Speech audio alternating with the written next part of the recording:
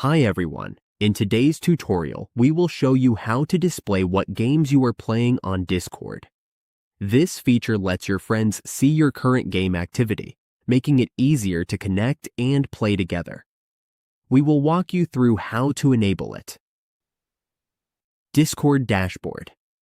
From there, we will head to Settings. You can find settings in the lower left part of your dashboard. Right here, User Settings. Scroll down until you see Activity Privacy. This is your Activity Privacy section. We just need to click on it. Here, we can see the Share My Activity option. Share My Activity. If you have games, they will show up here. If you search for GIFs, that is a separate card. It will not appear under Game Sharing. Only your games will show up here. And that's it. We have successfully set up Discord to show what game we are playing. Now our friends can see our activity and join us for some fun game sessions.